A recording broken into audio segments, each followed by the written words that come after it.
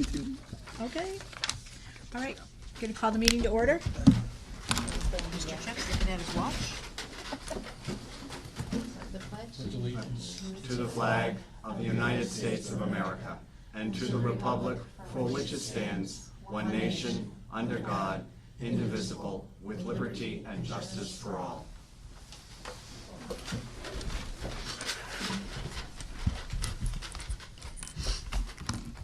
Is there a motion to approve the agenda? I'll make a motion to approve the agenda. Second. All in favor? Okay, unanimous? Tim? Okay, next we have the approval of the consent agenda. I'll make a motion to approve the consent agenda, including the 2 items, minutes and the donation from Life Touch. Second. All in favor? Unanimous, approved. Audience of citizens? Okay, doesn't look like there's anyone looking to address the board right now. And before we move to the student representative report, I want to introduce our new student rep, Justin Rank. And I'm going to pass this around. Yes, thank you. Justin Congratulations. it is congratulations. I thought you would be interested in seeing the very short letter of interest that he wrote to me. I shouldn't say very short. Actually, it's quite extensive. Thank you, Justin. And the thought that he put forth and the care that he put forth, he is genuinely interested in being a part of this board and working as a liaison between this board and the Student Senate, which I think is really phenomenal. So I've asked his permission, and he's given me permission to share with you. And so for your edification and for the minutes, I would love you to add that. I thoroughly enjoyed reading it. And Justin and I met with Principal Lawson today. We did his first orientation. I know Olivia is going to give him a lot of support and guidance along the way. But we certainly welcome you, Justin, to the process. Yes, and we welcome. particularly, as you and I spoke about this afternoon, that link between you and the Student Senate is vital.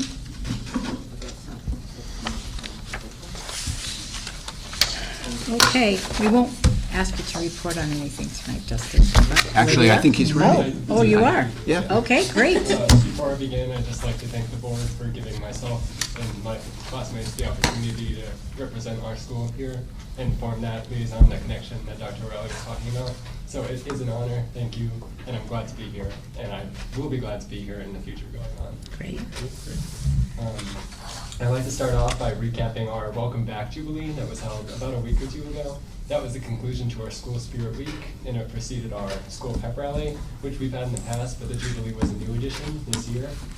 It went extremely well, thanks to the efforts of the Student Senate and our advisors, our faculty, our students. Everyone participated, everyone looked like they had a great time. We had Italian ice from Viquitos in Middletown. We had lots of inflatables and activities run by teachers that were happy to help out. And I was there, Olivia was there. We both contributed. That was a great time, and it's definitely something we need to do again. Yeah. Great. The next thing that we just want to talk about is Student Senate. Myself and Mrs. Stotler, we're currently working on attending a leadership conference at Woodstock Academy. Over the summer, I was at Girls State, and one of the girls that I met reached out to me. She goes to Woodstock Academy. And they're hosting a leadership conference on October 17th, and they're going to be holding workshops like communication, respect, improving your public speaking skills. So I brought it up to Mrs. Stotler, and she thought that it would be a really great way for Student Senate to kind of perfect the leadership skills. Moving on to music. I would like to talk about the Pillow fundraiser that is currently going on. So this is actually made out of the old marching uniforms. You have got which to I be think kidding is really me. Cool. Wow, Are they cool? That is awesome. And we're selling them for, I want to say, $20 to $25, and all the money is supporting the music program. So I really just think it's a great fundraiser. And Mrs. Novak was super excited about it, as am I, because I think they're so cool. So I just wanted to share that with all of you. Who's doing the labor?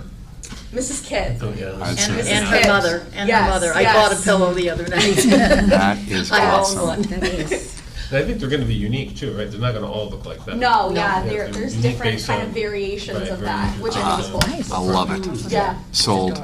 Another Great adorable. While we're on the topic of our marching band too, tomorrow is the marching band's trip to the Big E in Massachusetts. That's an all-day thing, and everyone's very excited for it. We march at 5 o'clock, which gives us just enough time to enjoy the rides and the food, more importantly. Everyone's been working hard, practicing hard, and we're sure it's going to be a good performance. Great. Great. So today was actually my first meeting for the State Council on Education. And I just thought I would kind of let you guys know the topics for this year are school climate and student voice, which I think could not be more perfect because in Student Senate, that's really kind of what we're also focusing on this year. So I'm hoping to take some of the ideas that all of the students create in this meeting or in the meetings to come and incorporate them into our own school and work with Student Senate to talk about what was discussed in those meetings as well. Great.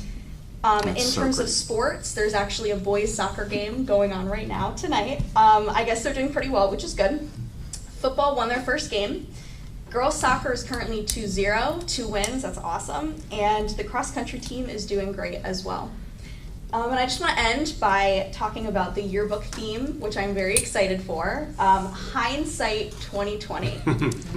Clever. Yes, it's awesome. And we also designed our yearbook cover, and I'm very excited because it really looks great. So I can't wait until they come out and everyone gets to see the cover. Great. That sounds great. Busy people. All right, next we have Dr. Arardi on our Superintendent of School Search. Chair Peter, as a retired superintendent, quite honestly, I don't miss school board meetings. What I do miss is I miss this. We've got 2 terrific reps. And as these are going around, I'll share with you that 100 years ago, I was a graduate of Board State in 1972. And the reason I share it with you is because that was the last year that Board State and Board State met at the same time. There's a reason behind it, there's a story behind it. What you have in front of you, and let me start, let's go backwards just for a second. Chairman Peters, thank you so much for your time last week as we had a chance to sit down and talk through the beginning stages of the search. The cover of the search is a document that I wanted to share with the board before I give Dr. O'Reilly a call tomorrow and work with his executive assistant, which is the press release for the 2 community forums. The leadership team in Portland, which I was in touch with during the summer, what a great team. My gosh, what a great team. Automatically back with what we're in, we'll schedule a meeting, worked around some things. But what you have to date, page 2, are the community engagement, the staff engagement. There's a meeting set in every one of the schools. Just so you know, in case there's calls coming your way, every faculty meeting is an optional meeting. And that's just to stay within the parameters of contractual language. I am guessing, if I can anticipate, that in most cases, the great majority of faculty in each one of your schools will be present. It's an optional meeting. Along with that, I'll meet with central office. There are 2 community forums that are set. And this is the beginning, not the end. By the time we're done, as we launch the brochure in December, the brochure, by the way, is in draft form. I shared it with the chairman. There's a couple of things that need to change. I'll have that for you in October. But by the time that we launch in December, I'm guessing that the number of meetings will double, and that's a really good thing. Anecdotally, I put my new phone number in the upper right-hand corner. Disregard the number on the base of the page. What happened was I was actually presenting, was keynoting a safety conference in Las Vegas, and I had my binder and my phone on the table in front of me, and when my keynote was over, my phone was gone. There's something wrong with that too, I think. So it's a whole different version of what happened in Vegas stays in Vegas, but my phone never made it back home. So I've got a brand new phone, so use this number please to contact me. What I'm hoping that we can do, and again, this is your choice, at some point in the month of October, the last couple of weeks in September, in November, next 2.5 months, if board members are wanting to dial me up, I'll travel to you for a cup of coffee And I'd love to listen to you talk out loud about what you believe is the right fit for the community as we move forward. Folks know that we're working together. I've had great interest already before we launch our advertisement. So where we spoke about in June, where we wanted to be in September, we're exactly where we need to be. Everything is positioned. The faculty meetings are set. The community forums will launch publicly. I'll ask the building administrators to send out their networks with parents. We'll get it in paper. Last thing I want to share, and then state the questions. Last thing I want to share is that in most cases, school board members will want to know, should I attend? And that's really your option. If you do attend, I strongly suggest that you do your absolute best to sit on your hands. Because really, it's an intake for you. What I will do if you do attend, I'll recognize that you've taken the night or the afternoon to be there, and I'll always offer you the opportunity to have the last word. But what we don't really want to happen is to have 4 or 5 school board members there who dominate the conversation, and the community folks walk away believing, geez, I never had a chance to speak. So I don't want anyone to feel obligated at any point at any meeting that you need to attend. We'll have plenty of time together to debrief, to put it all together. I come back to you with a community profile. I ascertain all the information, I compile it, I homogenize it, it's all within the. We run a survey concurrent with the advertisement, and you'll have all of what I think you'll need to do your absolute best work to find your next superintendent. And I think I want to end with just, again, thanking Dr. O'Reilly for giving us the privilege of time. There's no urgency to this. There's plenty of time. We're in a good space, and you should be naming the new superintendent in the springtime to work directly with Dr. O'Reilly as you begin your transition. Questions for me at this time? Any questions at all? Sure. On these meetings, would you think would stifle people speaking freely if any of us were there? Yeah, that's a great question. And some folks will react with a louder, stronger voice because they know you're there, and some folks won't say a word. I think it's really, I don't have a great answer because I've seen it work both ways. I really have. Any other questions, any other suggestions or thoughts? Yeah, just as part of your proposal, I thought I had seen, and you know, I was mistaken, but part of your role is to help us to develop, like, what salary benefit requirements. That would, how does that, what does the board need to do, and what do you do on that end to? Actually, I started the conversation with your chair last week on that. And one of the things that we'll talk about is, at some point, I'm gonna come back to you and say, what do you believe your range is going to be? Because that's the question that's gonna be asked to me by your candidates. You know, what's the range? Everybody will be, your candidates have the freedom of information privilege, if they choose to request Dr. O'Reilly's present contract. So in most cases, your applicants know what your present superintendent's compensation looks like. The conversation I think that we need to have is, once you drill down to one, who is that person, what's that person's background, what's their experience, and where do you want to go? So that's, we actually have, it's a conversation, it's kind of you build it and you fly at the same time. We can't really define it until we know who that last person standing is. And then what happens, it's interesting what happens actually, because your new superintendent, the last thing that person wants to do is to end up in a back and forth with the brand new school board they're going to be working with. So it becomes very uncomfortable. In some cases, your new superintendent will have an advocate that will be that voice for that person. But in most cases, at least the search that I've done, I think your search number 16 or 17 or 18, somewhere in there, there's always been a common space. There's never been a candidate lost because of compensation. So we'll have it as a group, we'll have it as a hiring committee. But when I come back to you, probably in October or November, we'll have a better conversation offline in a non-meeting around what those two numbers look like. Do you have a sense, Joe, right now of candidates, availability of candidates? Are they assistant superintendents? You know, because there are a number of openings that are, you know, people are in flux. So, you know, Meg, it's interesting because it's actually a quiet time. There hasn't been a quiet time in Connecticut in a very long time. It hasn't, other than the Gold Coast where there's some turbulence. It's a quiet time.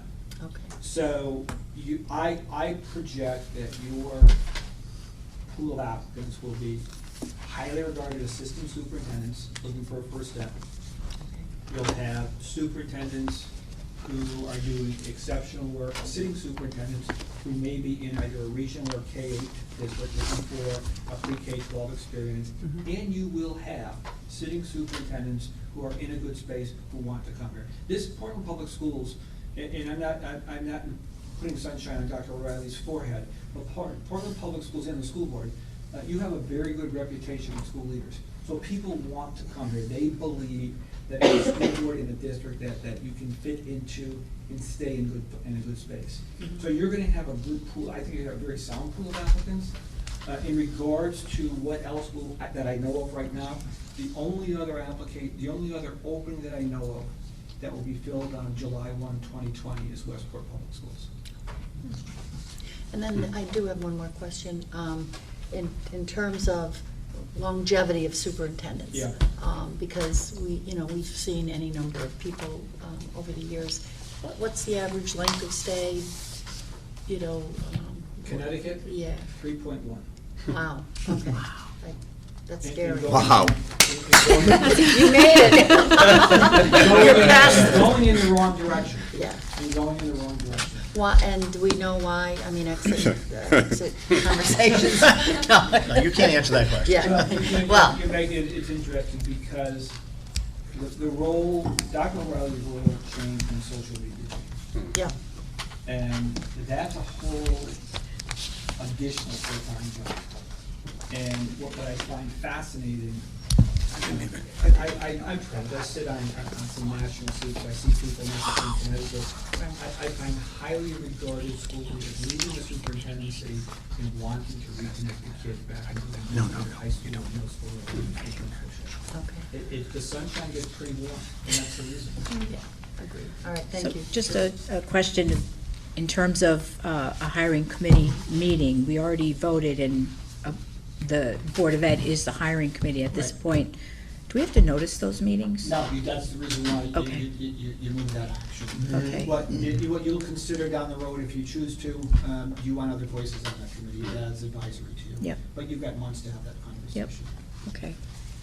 Folks, anything else? I had one question on the community engagement Yeah. schedule. Sure. I only see one meeting so far where it specifically refers to parents.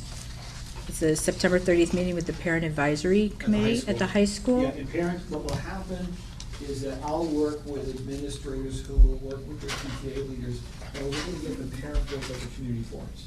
Okay. If any PTA leadership team wants me to speak to their October, November, December meeting, I'm more than happy to do so. Okay, good. Did you say you were going to talk with me tomorrow? Yeah, I was going to give Meg a call tomorrow. So one question to you. We have the great tool of automatic email Yep. to the community. Yep. And to the extent that you would like any information sent out, it doesn't necessarily have to come from my box. We can arrange for it to come from anybody, Okay. from Meg, for instance. And this can go out as an email attachment to everybody, but I want your authorization before I would do that. Absolutely. That's great. That's terrific. And just to give you a sense of what I would expect for the number, in communities the size of Portland, we've had community forums with as few as 2 or 3 or 4 people, and we've had community forums with as many as 25 or 35 or 40 people. So you just don't know. You don't know. Final questions, final thoughts, any advice from me? Thank you so much for your time. Good luck to both of you this year.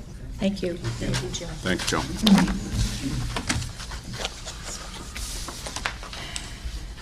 Okay.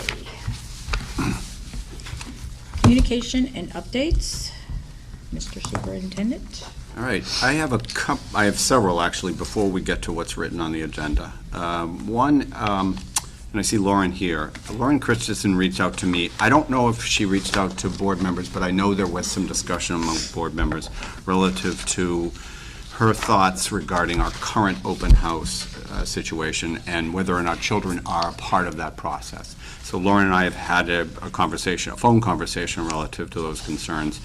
I've had prior to that, I had a short conversation with the administrative team. I'm going to have a follow-up conversation with the administrative team. There's a couple of points that I think that are salient, and that is the way it was done at Brownstone School, and I now is going to be done at Gildersleeve for tomorrow night or Thursday night, whenever theirs is that the option for parents to bring children if they're in a situation where they can't find childcare. And that leaves it a little bit open. Because as I've explained, and as an experienced principal and teacher, there is nothing more distracting than having a bunch of kids running around in a classroom when a teacher's trying to explain the curriculum and give some really extensive background information, as we do here in Portland. I mean, they're curriculum nights, really, per se. So, but there is some flexibility here, and we need to think about reaching out to all of our parents. And some of our parents may not have the wherewithal to hire a babysitter. And so we're going to take a look at that. And as I said to Lauren, we would be sharing that. I would be sharing that information with the administrative team. Joe mentioned it. You've heard me say it a million times. You know, the administrative team here is just highly, highly, highly regarded, and I want their opinion on this. So stay tuned. I will come back to that issue. Okay. Let's see. I have a couple of. Some of you may have already seen the email that I sent out this afternoon regarding the Eastern Equine Encephalitis response. You know, this is one of those things that blindsides you sometimes, but you know, when I began reading I approached this situation that originally that I didn't think it was necessary for us to have a response. But the more I read from the Department of Public Health and the Chatham Health District, the more I felt like there was some need for some response. And so you saw my letter, and so we will limit practices and outside activities to the pre-dusk hours. We canceled tomorrow's field trip, and I want the board to understand there was a field trip for the sixth grade school for sixth graders to go to Hammonasset. They weren't going to the beach; they were going to a marsh, and right into and right in the Department of Public Health, it says that that's an area that should be avoided. And of course, Hammonasset is in the area where the triple E virus or the triple E mosquitoes have been found. So I really felt like it necessitated me to not cancel it, but to postpone it.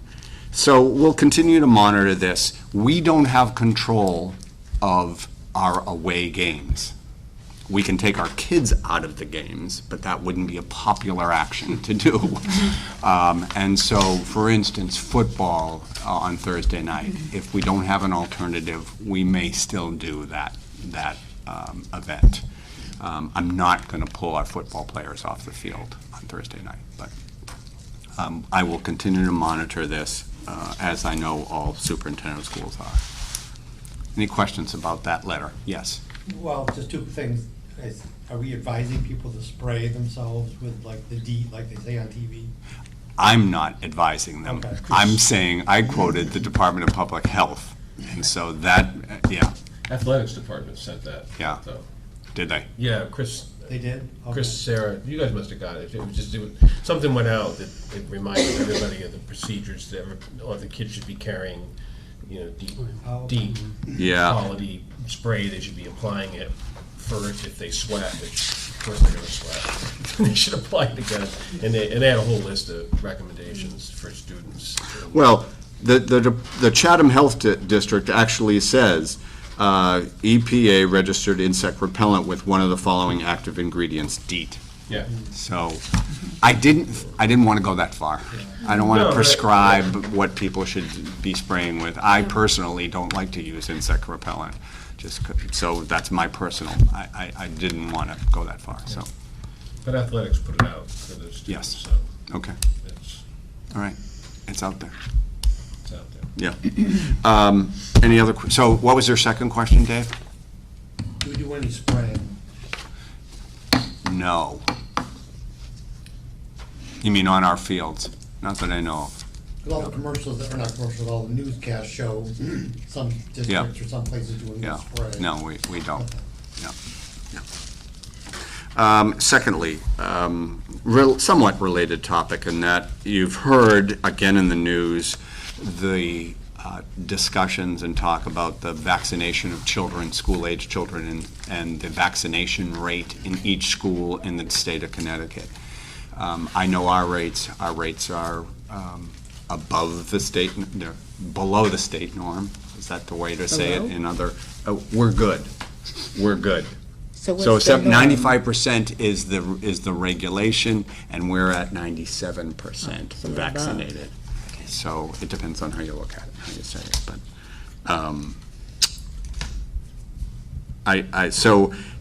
I just wanted to let you know that, again, we've received this letter from, I've received a letter from the Commissioner of Public Health relative to the removal of the religious exemption. Because in Portland, of the students who aren't vaccinated, that's the only reason they're not vaccinated. Nobody is unvaccinated due to medical reasons. Everybody who is unvaccinated is due to religious reasons. So I'm just, as a board, I'm informing you, that's the small amount of population that we have. And it ranges from 0.5% at Portland High School to 2.7% at Valley View School, which makes sense. Okay? FYI, just because it's been out there in the news, I thought I would share that with you. Let me get to the next thing. I hope you all saw Kate's article that was in the newspaper relative to her efforts with parents and helping with substance abuse and dealing with teen substance abuse. So I know that did happen at open house for those of you who are parents at the high school. That did happen last week, and that appeared in the newspaper, and I just wanted to, if you haven't seen it, pass it around and people can see it. So, again, I'm very pleased that she was responsive and, is continuing to help the greater community understand some of the challenges. It was a neat little, I don't know if anybody else was here for that. Well, no, you were, May. I was too. I came and Yeah. I went in. It was very informative, and it was also, I didn't know a lot about vaping. And, had been reading some articles in Wired magazine about the beginning of vaping, but if anybody thought they were getting away from nicotine, apparently the little module that is used is equal to 2 packs of 20 cigarettes. And so, it's not going to prevent you from wanting more nicotine. Yeah, interesting. All right, I'd like to update you regarding the regional superintendent meeting. That did occur a week and a half, 2 weeks ago. We met with the superintendents from East Haddam and East Hampton, and each of them brought their respective central office administrators, where the topic of discussion was collaboration. And so while nothing was decided, there were some things that generated some interest. Obviously, our shared services, our Director of Student Services, I think, did a lot of talking about the replication of services that occur in each of the 3 districts and the potential for us to share some of those and not have to do them all separately in each of the 3 school districts. So that's number one. Particularly the ABA lab. Our ABA lab that was introduced at Valley View School several years ago and now is continuing up as the students grow. And whether or not we can support, and even if we're not going to collaborate with a program, we can collaborate potentially with services that are provided to the program. For instance, for a ABA specialist to be shared between 2 districts or 3 districts, or a number of them to be shared. Same thing with school psychologists or certain people who are required for testing of children. And so that was something we explored. Virtual learning, we talked about sharing the resources around virtual learning and supporting kids who are involved in that virtual learning process. Work-based learning. We have a school cafe. Other districts don't necessarily have that, but that may be a track for kids, an opportunity for kids, and we could be the provider of that particular track. We have, I'm going to plan to bring our principals in on this, our high school principals in on this conversation because of some genuine interest for sharing. English language services. Interestingly enough, of those 3 districts, Portland has by far the greatest number of students with ELL learning needs, English language learning needs. Our population has increased greatly in the past few years, but the other districts haven't as much. But as their needs expand, and the superintendents expect that they will expand, perhaps some more collaboration around that idea. And then finally, we talked about the science pathway, and our extraordinary director of curriculum instruction and technology had this dynamic idea that he shared with him, and I'm going to let him talk about it during his report. And that is one that we're actually going to move on. That is an opportunity for students for a science pathway, and shared between the 3 districts. All right. One of the interesting comments, and I'd love for you to talk to your cohort, the community at large, and that is the belief that perhaps we could never come to the place where we actually sent our kids to a different school for their 4 years. Because that's what I've been pushing, this notion of, okay, project lead the way. Neither of those 2 districts offer that as a very valuable science and engineering pathway for kids. Well, we can't make a schedule work between Portland High School and East Hampton High School. I've been told that, and then the transportation back and forth, and so, my thought has always been then maybe an East Hampton kid becomes a Portland child right from 9th grade on. And a Portland student who has an interest in something that East Hampton is offering becomes an East Hampton student. Mm-hmm. And my colleagues think that I'm dreaming. So, because of our provincial nature in New England, and is that ever going to be something that we could explore without people panicking? So I ask you to spread the word. If the programs are available, people will consider other alternatives, because we have the BOE program in Middletown, which is affording kids who... Vinyl Tech? Yep. Well, and Vinyl Tech is another whole 4-year school, but, the BOE program, the kids participate in Middletown High School academics, and also the BOE program. And they, it's a great place for some kids who need that bigger pool of to swim in. Yeah. So I think if a program was available, and it was available in East Hampton, and there were kids that wanted to do it, I think parents would opt to send them. Too. Absolutely. Yep. Yeah. I just think that we haven't had that existing before, so I think it's not a dream. I think it's a potential vision for our choice to regionalize and to help. We have a group of extraordinary teachers, I believe, offering these exceptional tracks, and I call them tracks and I shouldn't, these pathways for students that are growing now. And you look over here and you see that and the support that's happening from our studio. But we have that same thing happening for Project Lead the Way, and the same thing happening in our cafe, and the leadership that we have from Corey in the middle school to prepare kids to make the choices to come to these options and these pathways.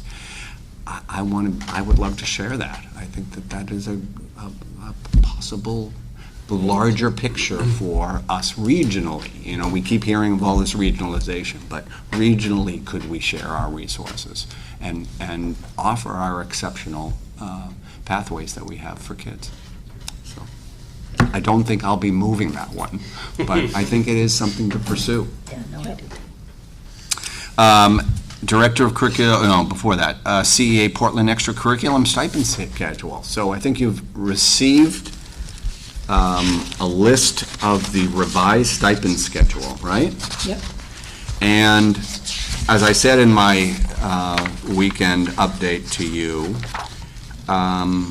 this took a lot of time, energy, and effort.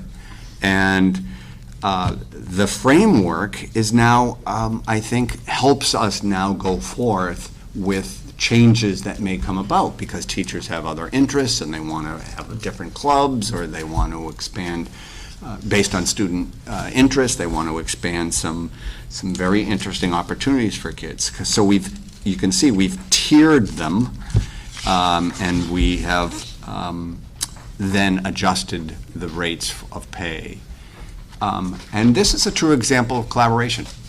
You had a board member representative, you had an administrative representative, and you had the CEA Portland representative. And we really rolled up our sleeves and worked hard at it. And kudos to Tim for the hours and hours and hours that we spent to finalize this. I told Tim a quick story. I have a building principal who was very interested and excited about starting these new club at her school, at Brownstone School. And I said, wait, you can't do it yet. You got to fit it into the stipend. You need a job description, and then we can set the rate. And until we do that, you can't. So I think, this will be good. So you develop descriptions for all of these? Every single one has a description. Everyone, That's a lot of work. Go ahead. I'm sorry. Oh, not at all. Philip, ran a wonderful process, and the people, the teachers who came, Sue McDougal, and for me, it started looking really like this is getting too complicated. But in the end, it was the best way to go, because it fixed it for the long term, and it was time well spent to get it to where there's standardized descriptions now. It's tiered, so similar response. If you can figure out what the responsibilities are, then you can figure out where it falls in the schedule. tier, yep. And there's not a lot of debate about that. You're not reinventing the wheel every time you have something comes up. So it was great. Kudos to Philip for pulling it all together. I had a folder this thick of stuff. By the time we went through all the descriptions and worked it all out, it was. Now, and what was really good was the level of discussion that we had about the responsibilities. And so for some of these responsibilities, people were underpaid. Some of the responsibilities, people were perhaps maybe overpaid. And so we were able to use the existing funds. That was the mandate to this group. And as Tim said to me, he checked the numbers and they're good. Yeah, did a little math on it. So. Well, it sounds equitable. It sounds like. It was fair. I mean, the it's fair. conversation, listening to the teachers and the people who were involved, and they were very upfront about it. Well, what the heck is this? What are they doing here? Let's learn more about that. Let's figure that out and see if that is something that's positioned well. And in some cases it wasn't, and they made an adjustment downward, and in other cases they made an adjustment upward. And there were some ones that I know that the capstone, it was one that caught my eye, because I went back and looked, and that was one people felt like, right, that's a bigger responsibility. People should get a little bit more for that, and then it was able to be worked out, so it was good. Yeah. So we've executed this, in terms of giving the teachers a chance to apply for these positions and awarded these positions throughout the district to the extent that I'm aware of. And I think that was the last piece of that contract to be. That's it. Done. That's what I was- We didn't meet the time frame, but we met the objective. So. Has this become a part of the contract, or is it an MOU, or what do we do? I think it's a memorandum of understanding. I think that's what it was. Yeah, But was- but all memorandums, just for your edification, when you do the new contract, this should be incorporated into the contract the next time. Okay. All right? Yep. Sounds good. Great. All right. I think that's it. Director of Curriculum. Good evening, everyone. Good evening. So, So I have three things for you. One sort of a reflection, look back, one's a vision, look forward, and one's sort of a present reality that we're facing. So look back. This past summer, we did this new summer learning program for our students. What happened was last June, we took a look at what was going to be a very long summer, right? It was an extra 2 weeks of school. We didn't have an awful lot of snow days. Hopefully we will again. But we recognized that with an extra 2 weeks of summer, there's even more opportunity for our students to experience something called summer loss, which is the downtime that happens over the summer and how much of a gain we lose during these 10 weeks of summer. So we set up I thought, was a really innovative and interesting approach. We allowed students to take their Chromebooks home and then set up a summer learning plan for each student using Google Classroom. So I want to give you some of the numbers and some reflections on that. 80% of our students enrolled in the Google Classroom and completed at least 2 of the assignments that we asked them to do. We asked them to do assignments every week. Half of our students completed every single one of the assignments. Right? I mean, the problem with summer packets that you send home is often they sit on the shelf or hopefully aren't lost until the week before school starts and then come out. Right? But this program engaged students all summer. Right? So in addition to asking them to read and write reflections all summer, we also wanted to incentivize this. So we offered these summer learning challenges for students, and we awarded raffle prizes at the end of each week for students that completed those. And then at the end of the summer, for students who did all of the modules that we set up for them, we had a big prize where they won tickets to Six Flags. I spoke with Corey Toussaint, who is amazing in every way, and helped me run that program. And he did most of the legwork, organizing the assignments and monitoring the students' progress on Google Classroom. And his reaction was he thought it was fabulous, something we can definitely build on for next year. And I just wanted to give you an update on that. I know I mentioned it to you that we were going to do it in June. I saw it as very successful. I thought it was something very innovative. And I might actually share it with some of my colleagues in other districts as a best practice. I thought it was a great way to capitalize on technology and keep students engaged over the summer. So I think that was a successful endeavor, and hopefully with your support, we'll do it again this coming summer and make it even bigger and better. So that's one. Any questions about that? All right, look forward. So when Dr. O'Reilly shared with me this idea for collaboration, his idea was that if we have a great program here in Portland, students from East Hampton and East Haddam may come to our program here, and similarly, if they have a great program in another district, we might send our students there. Well, I took that and sort of put a different twist on it. I said, well, how about if we collaborated and we all shared a teacher, right? What would that be? Right? How might we collaborate around and acquire a shared resource of a single teacher? Well, I have a experience designing, running, and fostering an amazing experience for kids called a science research program. So I'll give you a quick snapshot of what that would look like for the students. Students in their freshman and sophomore years would take elective courses in quantitative and qualitative research methodology. So they would learn how to do research. During that time in their freshman and sophomore year, they would also develop a research agenda and develop connections with researchers in the community.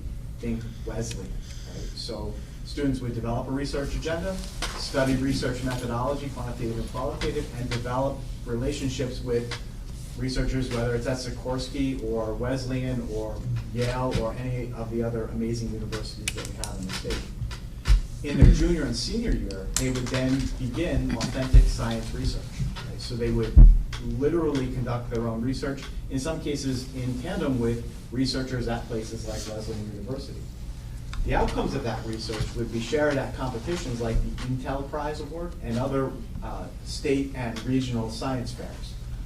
This is a remarkable program. In my previous experience as a high school principal at Amity, we had students win, in some cases, hundreds of thousands of dollars in scholarships each year and present, in some cases, at Washington, D.C. and nationally. Now, what's interesting about a science research program is you would need a teacher to run it. So that teacher would have a science background, would teach the research methods courses in freshman and sophomore year, and they would mentor the students and help them organize their presentation and then literally go with them to these science fairs, both state and regionally. So yeah, it would take a full-time teacher to do that. Now, I understand that that would be certainly an expense and something that would be difficult for Portland alone to sustain.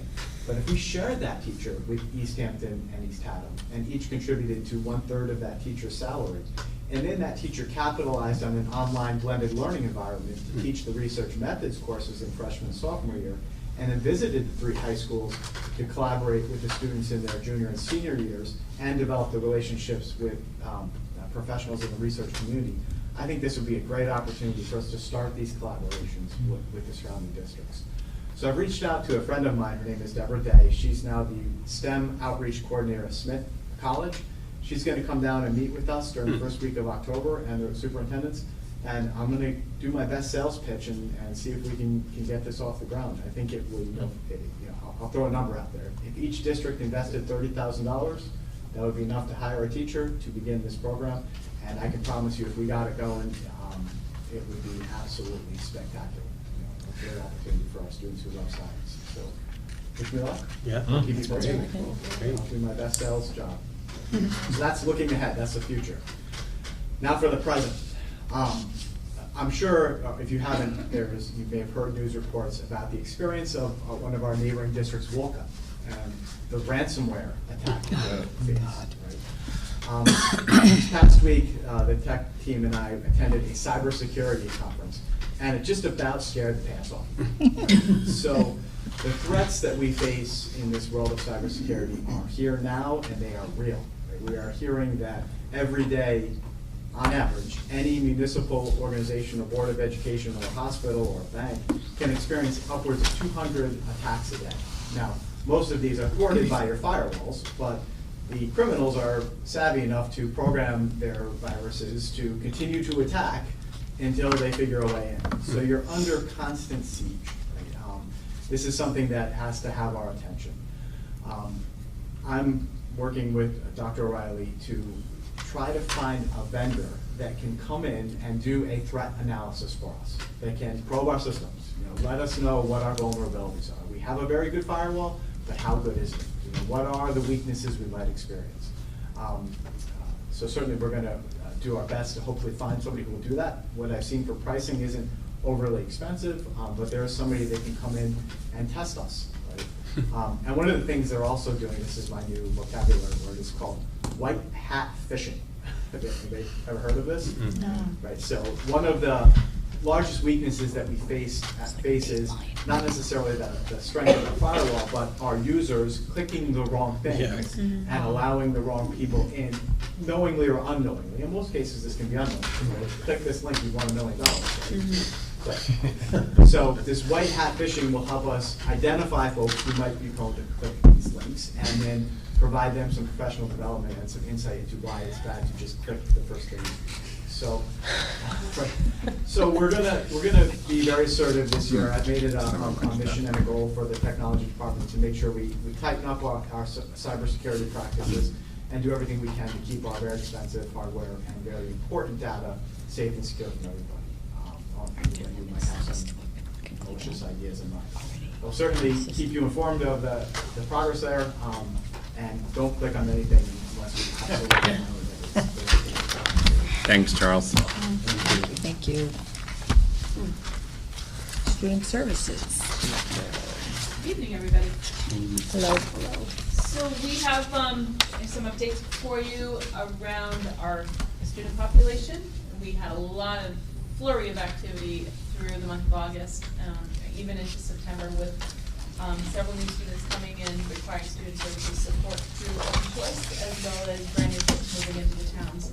We have several families that moved throughout the year last year, and we know those houses or apartments are sitting empty and new families moving in. So we've had a little bit of shifting in our numbers.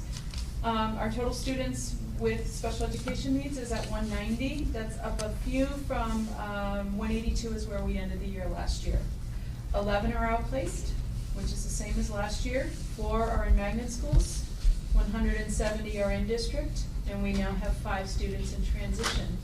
We had 4 students at graduation last year. I think I spoke about this a little bit in August, but they graduated, but they're still staying with us doing transition work. So they're doing part-time in the classroom, doing some work in the community, even doing supported work experiences here in the high school. So there's still the same students, it's just they're in a different category now.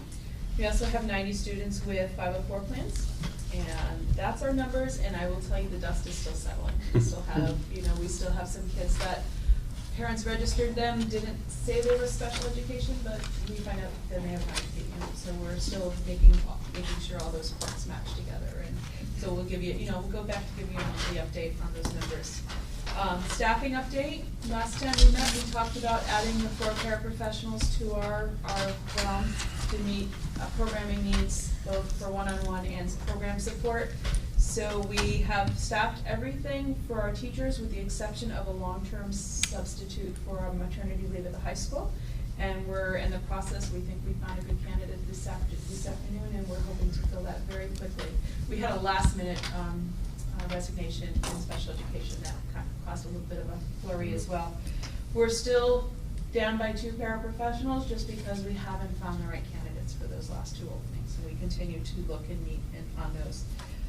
I will tell you, and I know we've compared this, we've spoke about this scenario in the past, that the day before school starts, somebody walks in the district and says, I'm here and this is what I need. And this 2019-20 school year is no exception. Literally the day before school started, we have a family come in to register a student that is as highly impacted as any of our other children in the ABA lab.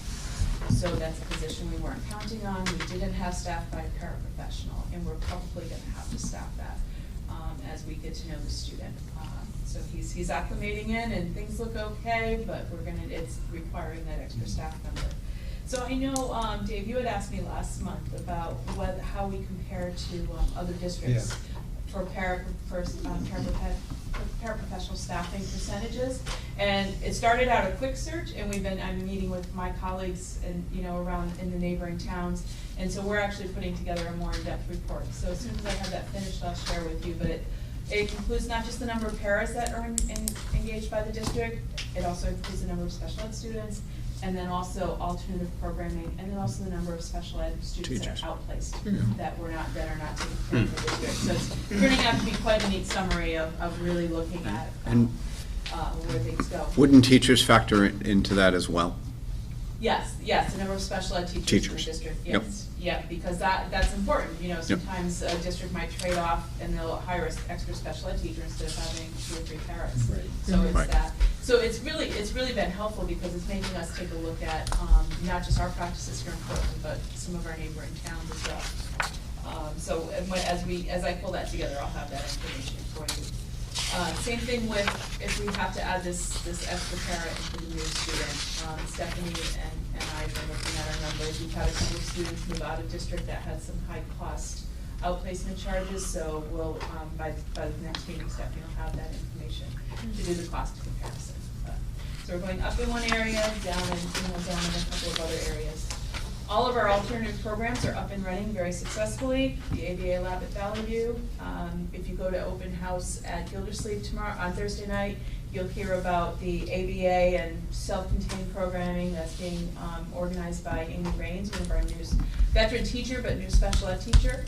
Her program's called RISE, and that's a combination of an ABA lab from the students that have moved up from Valley View. But in addition, it's a couple of students that really require a more sheltered setting through parts of their day. Life Skills is working away downstairs. There's been no change in students in that since last year. Our Wheeler Clinic we had several students that moved out of that program during the summer that literally moved to places like Idaho and North Carolina. Not because of our program, but just because that's where the families were going. So we're down to 6 students. We have 5 new referrals, and here's a really exciting point. I'm right now working with a neighboring district that they're coming to view our program for one of their students. So it started out talking about using us as a tuition placement for one of their students that they can't program for, but then we started talking about student needs. I said, wait till I tell you what we've got. And so that's an exciting step. And of course, we'll tread very carefully. Dr. O'Reilly and I have been in communication about the steps to take in order to have that happen. In the same way that we have a student that is going to a neighboring district because they have a program there that we don't have. So that's very exciting. EL growth, our English learners. We had 30 students, I reported at the end of the year after last LINCS testing was finished, and the students that had met mastery left. We went from 32 students to 30 students. We're up right now potentially by 8 students. So So right now, our numbers are at 38, and once again, that's a dust settling type of situation. Sometimes students aren't reported to us as coming from a home environment or English being their second language, but we find out as we get to know the student, and we wind up screening, and we find that they truly are English learners and become identified. So there's still some of those students that we're looking at. Here's the biggest change, though, not just the increase in numbers, and like Dr. O'Reilly said earlier, we are, compared to our neighboring districts, we have a much higher rate of EL students. At least two of these students are what we call newcomers. One just arrived 2 weeks ago, and the other one arrived about 3 weeks ago. So and don't come speaking any English. So these are students that are going to require a different type of support. So over the next couple of weeks, we're looking at the students, what their needs are, and talking about how we can program for them. Most of our students that are English learners are being supported through the SERVI programming. So they're getting extra reading support with the reading specialist, they're getting math support with math specialists, and so like. A lot of the strategies are the same, with a heavy focus on vocabulary. For somebody that's a newcomer that's not speaking any English, that's a very different type of program. So we're taking a look at what we can do for these two new students. The last thing I have for you is our student performance plan, our report. And I shared this with you last year. If you can take one, President Brown, please. Wait, this is with my marking. Nope. And so this comes out, this is, if you take a look at the top, Dr. O'Reilly had out the appendix and some other information, and a cover letter that said, congratulations, Portland, you meet the requirements for annual performance report on the state performance plan. These are several indicators that are looked at, but at the same time, there's only 5 that are required to meet in order to have being what they call meets requirements in that category. So we're looking at 17-18 data, so we're a year behind, which is always how the report comes out and it's published over the summer. So we're looking pretty good. If you notice, if you just to take a look across the top in between the 2 dark bars, it says meet requirements. The state systemic improvement plan indicator is the results of 3rd grade English performance for all students with special needs. Our sample is less than 20 students, so they do not count that. It's an effort to, first of all, it's a small sample, but also to protect information, privacy information for our students. And then our prevalence rate, this is special ed prevalence rate in our district is 10.5%, and the state prevalence rate is 14.5%. So that's exciting to see. That's pretty significant. Anything at way below. And that's to the credit of our folks in every building that are doing survey support and differentiation in the classroom and all those things that so we're not dealing with a lot of false identification or premature identification. The first 2 indicators you see are they're blocked out with asterisks, and that connection just means the sample again is too small. Increased graduation rate and decreased high school dropout rates. It's a matter of we can count these kids on one hand, so we don't want to put that, they don't put that data out there. The next one is around both the SBAC and the SAT. Our SAT score information is not counted because, again, it's a small sample. Our participation rate for SBAC overall across all the grades 3 through 8 is 97%. 95% is the state target, so we've met that goal. The next one is proficiency. The percentage of students meeting proficiency on the SBAC is ours is 22.58. The state target is 18.5, so we met that. However, in mathematics, we did not meet it. We are below the state target. We had 11.29, and target is 13. The next 2 areas deal with out-of-school suspensions, and then the next deals with students being educated, students with special needs being educated with non-disabled peers. We actually dropped an area in the increasing the regular class placement. We do not meet the target. The target is 68%, and 57.35% of our kids don't meet that target. Don't meet the target with time with non-disabled peers. So I mean, it correlates a little bit with the fact that we've developed some significant in-house programming, but it does take kids away from their gen ed classroom, but it's putting, by having them just receive some education in an alternate setting. But the other, and then the next two are, we did meet target, and that's decreasing separate class placement, and then also decreasing outside placement in other settings. And that we've significantly, by having the special programming in district. They're complementary. Yeah, exactly. So, and we can, peruse this at your leisure. If you want to talk about it anymore, let me know. I'm going to bring your attention down to one other place that we did not meet, and that's on the back side at the very bottom, the alternate assessment participation.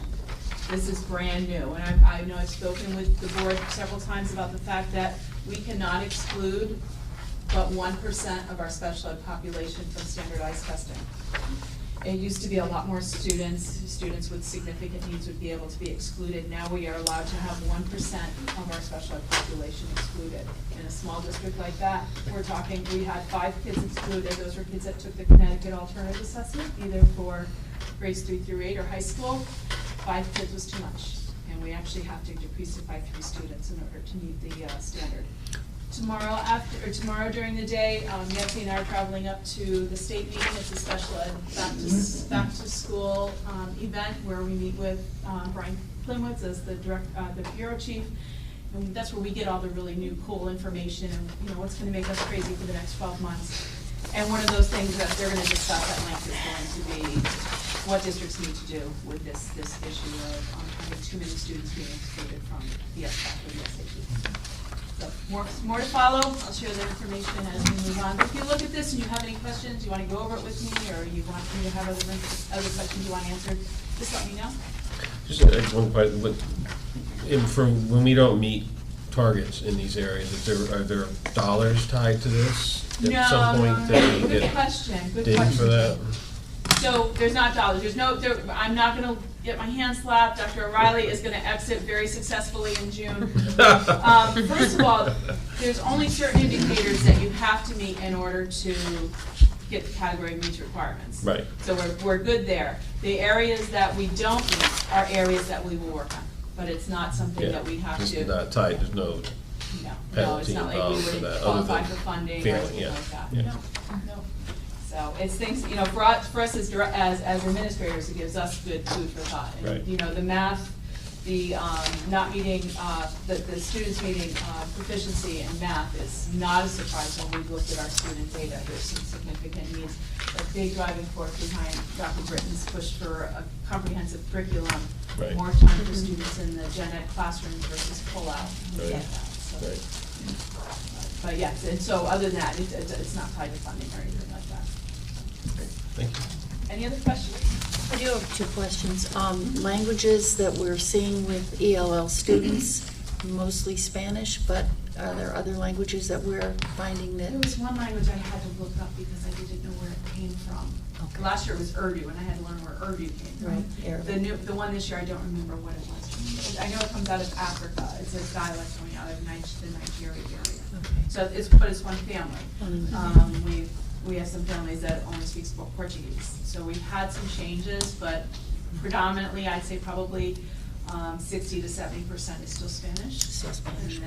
And then the rest. But And we do have some Spanish-speaking people on the, in employment at Valley View and up here at the Yeah. Portland Middle School. Yeah. For example, when our newcomer came to the high school, we had one of those staff members that translated with the family and, with the staff. That was at the meeting, and, we came up with a quick comprehensive fix of how we, pairing that child with another Spanish-speaking student to help navigate, where's the bathroom, how do I get to the second floor, things like that. Yeah, so, but it's just something I think we're seeing a reflection of what's going on globally. Well, we're lucky because I know some districts, Waterbury had 42 different languages within that area, and Norwich Free Academy, I understand, has got, many languages in African as well. That might be a resource, by the way, as the casinos are hiring. Yes, a lot of that's people. where I come from geographically, so I do have. You do know, yeah, Yes, and there's a lot of different languages being spoken right, in our own area. Thank you. That's the only question I have. Anything else? Thank you, everybody. Thank you. Okay, moving on to new business. For our delayed opening change.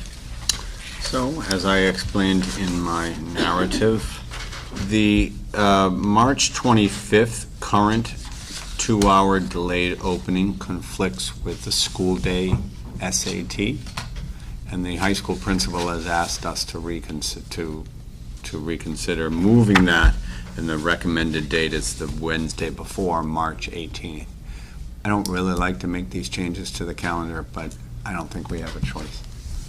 And we will obviously notify parents. Do you have anything to add to that? No, it's unfortunate, but we explored a bunch of different options, including maybe the idea that students would get a couple of extra hours of sleep before the SAT. Unfortunately, they have to get one. There's not enough time between the start of the school day and the lunch time. Yeah. So. Kate didn't like any of our ideas. There were a lot, but they were all. Is it possible to change just the delayed opening for one school to make the high school not have a delayed opening that day? No, because they meet together. Because they meet together, okay. All right. So this is what is it again? March. Oh, the 13th. From March 25th to March 18th. Do we need That's to make the a change. motion? I think you to do. Change the Yeah, calendar? because you're the ones that approved the calendar. Okay, so I make a motion to revise the 2019-2020 calendar to reflect the change for the delayed opening, originally scheduled for March 23rd to be moved to March 18th. 25th to be moved to March 18th, 2020. I'll second. Any other discussion? All in favor? Right. Okay, that passes. Spread the word. There it is, Justin. There's that action that you talked about. Sneak one after St. Patrick's Day. Right. You have before you our district priorities, which are presented a bit differently than they have been in the past, but and they look extensive, but I tried to flesh them out, and with Charles's help, better understand or better explain, these directions. You're well aware of the vision of the graduate, and you've signed on to that as a Board of Education. You're well aware of the selection of the superintendent of schools, and it was really nice to hear Joe tonight talk about the importance of people being involved. And that's the message that I gave the staff when I met the day before school began.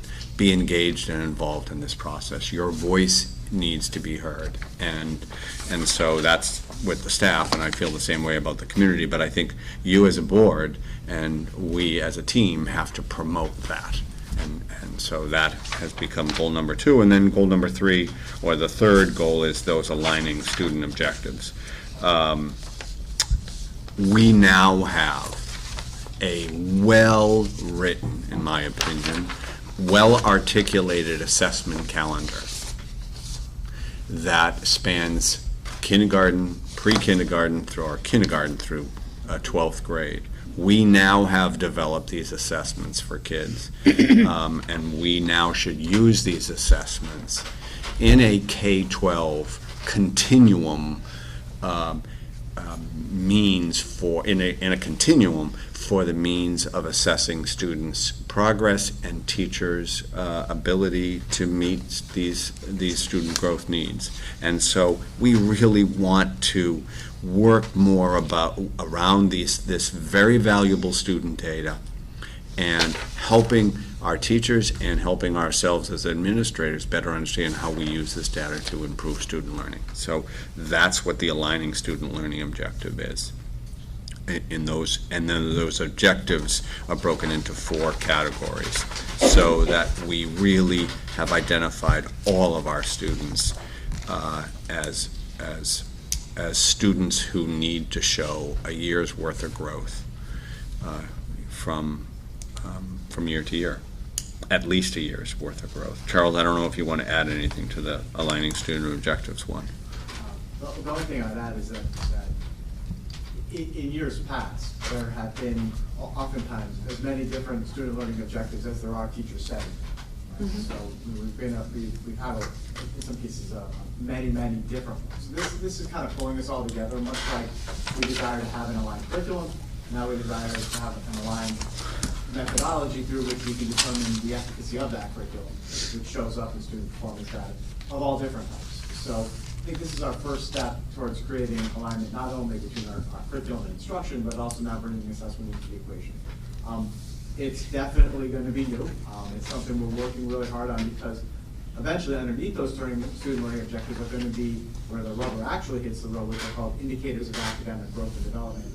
These are what teachers said that actually determine the extent to which students achieve the desired quantitative results on all of the different assessments. So we're going to have ISDs that align with the learning objectives.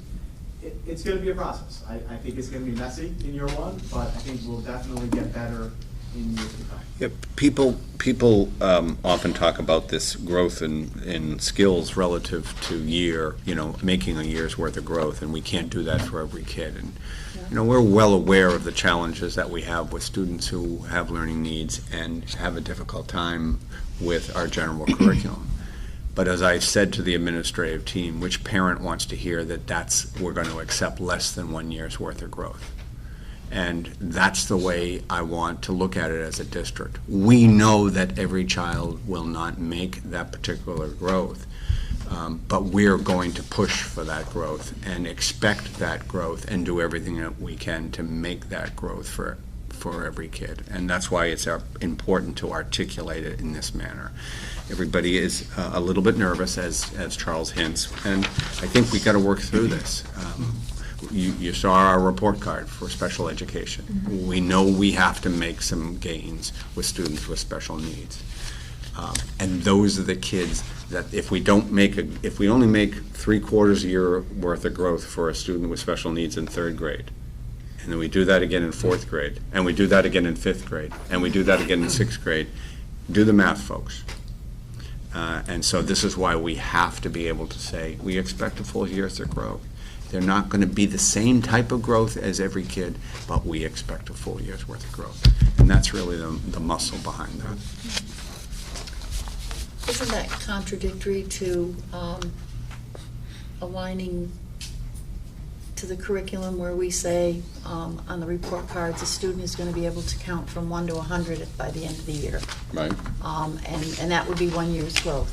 And a child, short-term memory loss, whatever, that can't master that. Are we contradicting ourselves by saying, so a student's 1 year growth with a learning disability is 1 through 50, can't do 50 to 100, 51 to 100. Yeah, but most of this, so it's a good question, because my response would be, so when our students come in, whether it's counting or whether it's the alphabet, if we're using kindergarten as the simplest bench, place to it is the start. simplest. But you have to understand that kids come in at a different place. Right. So you have kids that can't identify any alphabet and kids that can identify all 26 letters and sounds. Yeah. And so the expectation is the kids that can't identify the alphabet are going to be able to identify the alphabet, and the kids that identify the 26 letters and the sounds, they're going to be reading. Right, we hope, yeah. So they are, because they have the prerequisite skills, Right. whereas the students so it's a different level. The expectations are different, but the expectation that they're going to make a year's worth of growth is really important. So thinking outside the box, do we eliminate grades and just group kids together by the growth that they make? And it's really kind of a crazy idea, but, we say kindergarten is this and 1st grade is this, and, and parents don't want to hear that, your child's only at 75%, which is what I've been told back in the day. If a special ed kid, a kid with a learning disability, can learn, and we hit 75% of what they should learn by the end of the year, that's good. That's what we're expecting. Are we still expecting that? Sorry, I'm imposing this. It's a huge question. I know it is. It is a huge Learning question. Time is not the variable, learning is the variable. Right. Right. Right. And the other Okay. part of that is, it's really important that we're taking that child from where they're at. So Okay. if you Especially have a against child that's themselves, just beginning to not learn against their sounds, peers. identify letters and sounds, their 1 year expected of growth is gonna be a lot different than the child, like in Dr. O'Reilly's example. So it's the projection of what is a year's growth is gonna be different for the child that comes from no Okay. But the important fact is that we're targeting and we're monitoring that growth to make sure it continues. Okay, all right. And it was just whispered in my ear, you want to say that, because I thought that was brilliant. I was just saying, that's what our whole workshop model that we do in the elementary schools allows us to do. Yeah. It allows us to take each child to where Right. they are and move them forward, whether they don't know any letters or they're a reader when they start kindergarten. And almost every kindergartner ends the year as a reader. Well, that's very heartening to hear, You yeah. know, so we start from where they're at and we'll move them forward, whether they're reading or whether they don't know any letters. But they need to be in an environment with peers their age and in an environment where skills are presented in a developmentally appropriate way. Which is part of the reason why we've gone all in on the workshop model up through 9th grade this year. Okay. All right, well, that's very heartening, thank you. Thank you for putting up with my questions. And you also notice in the SLO number 4 example that we're including teachers of physical education and health. We're including social emotional skills as an opportunity. So when we're setting goals for those teachers in those areas, that's still the expectation. These kids still are going to show growth. And there's going to be this measurement, this means for us to measure it, multiple means for us to measure it. Good. Not just an end of the year or end of unit test. All right?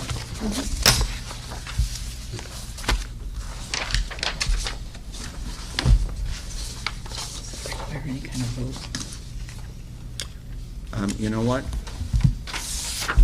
I think you do. Okay. So we make a motion to, we accept or accept the To accept it. 2019-2020 Portland Public Schools teaching learning priorities as presented tonight. Second. Any more discussion?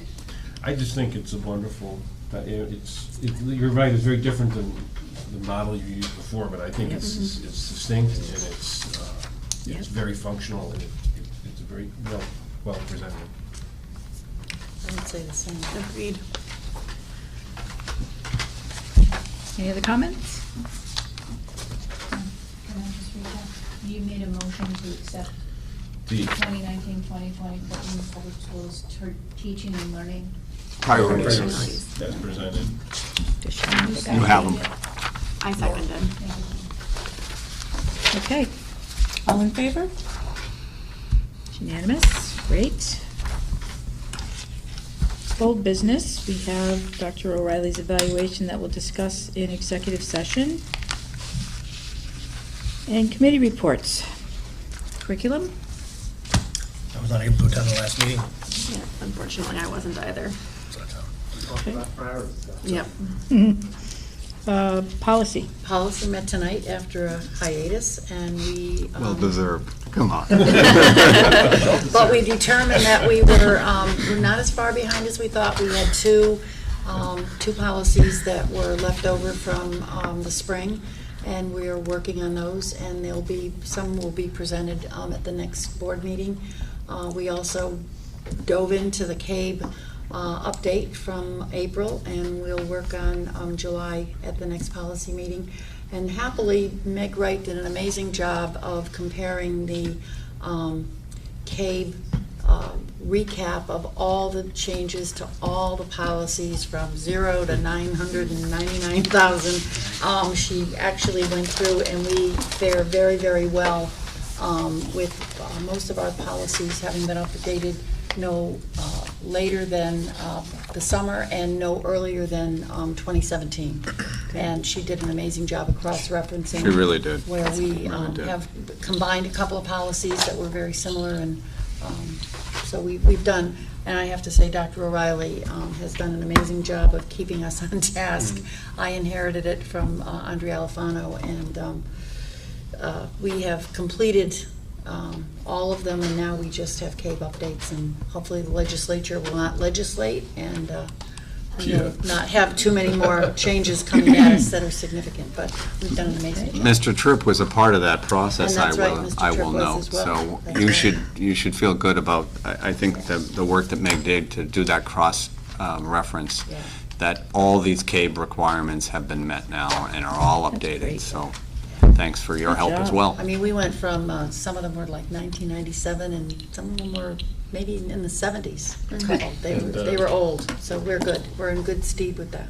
So thank you, Dr. O'Reilly. Thank you. Dr. O'Reilly still invokes gym trips. Yes, he visiting, does. you know, As recently as tonight. He does. Tonight we heard his name.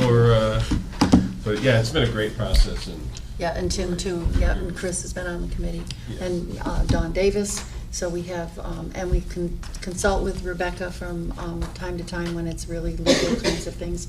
We will have another meeting on October the 15th, and you will be getting some first reading policies, which we're excited to share with you. Great. Personnel, we're still waiting to hear from the nurses, I believe, is the only outstanding. Yeah, Mr. Horesco Item. was due in my office today at 10 o'clock, and something came up, and he wasn't able to attend. So we were going to finalize that, but you will have, I'm pretty well assured that in your October meeting, you will have a Good. copy of the draft contract. Good. All right? Buildings grounds, There was been no meeting since the last report. okay. But Carl, the request was for Carl to be at this meeting. He couldn't come, or was Next it? meeting. It's the next meeting. Good. He has a obligation the next meeting, so he's going to come the second meeting in October. Great. Good. do we meet on October 1st, is it? I believe so, yeah. Yeah. Conservation and Renewable Task Force, I have an email from Andy. Would you have something to say? No, just that, I think Dr. already looking to schedule a community meeting in this room on October 1st, which is the night of our meeting, so we should just double check I thought that. that was Thank at the you. library. Yep. I think it's just the high school library, but Oh, that would be a problem. That would be a Yeah, problem. I noticed that time conflict, I didn't catch Yeah. the library. Okay, I'll check that in. Talk with him about I'll that. check that out, I mean. Oh, yeah, it'd be interesting. Good catch. Thank you yeah. very much. Andy Bauer and I have corresponded. He sent me an email. I asked him to send me an email just to highlight, although he didn't go into much detail. He recommended to me that the team doesn't come together right now. We don't have any information to share with you presently. But he said that he is talking, or has been talking with, I think it's Alan Sabin, who is a consultant, and so we're looking at the application status, because evidently we still have an application for smaller projects, potential smaller projects, and then possible next steps. So stay tuned. He's well aware of that, and that we haven't met, but he just felt like we had nothing to talk about just yet. Okay. Okay? Liaisons, Craig? Craig is meeting tomorrow, but I will be with the band at Big E, Okay. chaperone. Oh, yes, you will.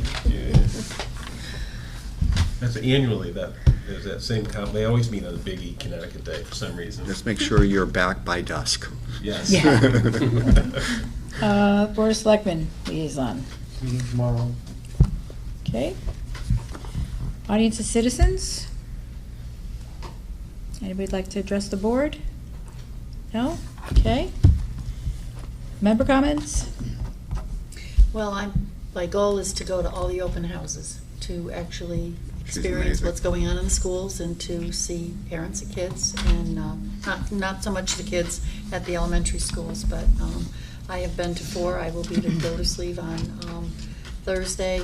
The candy that you got tonight is some of the candy that I've been giving out to the schools after the open houses, reminding people that everybody needs a little chocolate at 3 o'clock in the afternoon, and thanking them for their due diligence. The open houses have been really amazing. I sat through a kindergarten presentation, and I can honestly say it would have been totally inappropriate to have small children at those curriculum meetings, because they are very intense and full of information for parents, and I'm sure there are parents who are scratching their head going, oh my God, what is my kindergartner going to learn?